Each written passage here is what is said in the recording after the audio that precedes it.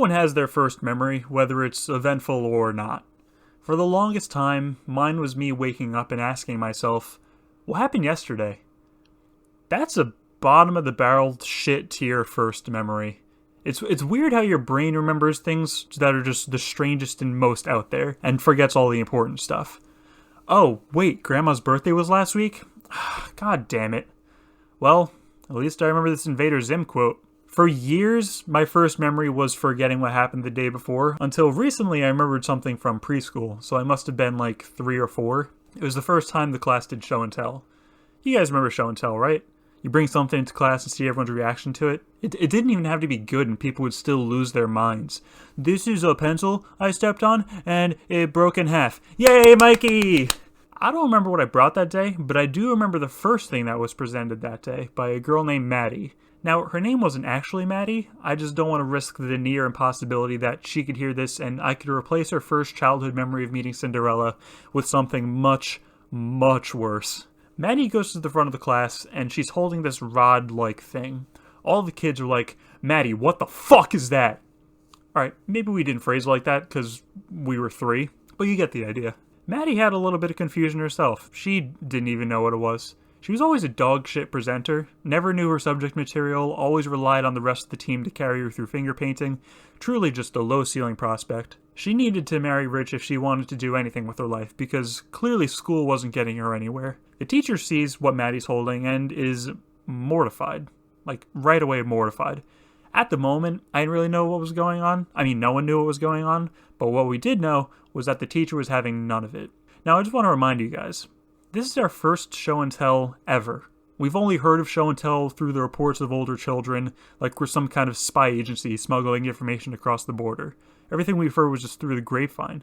So, if you're Maddie, you have to lead off with the craziest thing ever. You aren't going to bring a tennis ball into class as your first thing. You gotta go big or go home. So, Maddie decides to show the class her mother's vibrator. The teacher asks Maddie, where did you get that? Not like a Valley girl like, oh my god, you have to give me an Amazon link. But the vibe was more like, why is this tiny human holding a sex toy? The kids in the class, who aren't as sexually active as the teacher, ask, what does it do? As children, we can't understand the importance of Maddie's item. Hell, I'm sure even some of the guys in that class still don't know the importance of Maddie's item. The female orgasm forever eludes many. Maddie turns it on and starts fumbling with it, like she's not mighty enough to wield the sword of power. The teacher immediately says, turn it off, with a sense of urgency behind it, where some of us probably thought, did Maddie bring in a pipe bomb to show and tell? If that's the case, she's coming out of the gate hot, and I feel bad for whoever has to follow her. Maddie has no clue how to turn it off. I mean, the goose could barely turn it on in the first place, so the teacher runs and grabs it. Now, this was likely done on impulse, because very quickly after she grabbed it, the teacher could take a guess as to where it's been. So, whilst nearly vomiting because she's holding someone else's used vibrator, the teacher tried to turn it off, but she couldn't. The item was shown, but no one went through the tell aspect of it, and I just remember thinking, man, what a lousy item to bring into show and tell. It just vibrates? Who the hell would use that? I have action figures that not only vibrate, but look cooler too.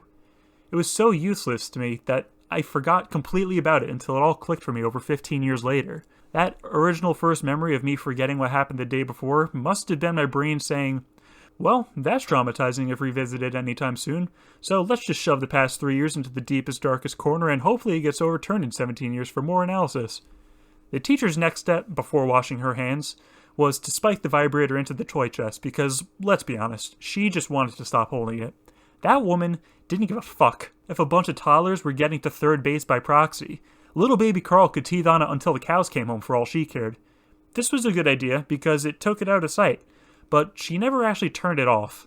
So it was just vibrating off the walls of the wooden toy chest for the rest of the class. And at that moment, we then learned the purpose behind Maddie's item. It was a vibrator pleasuring a box.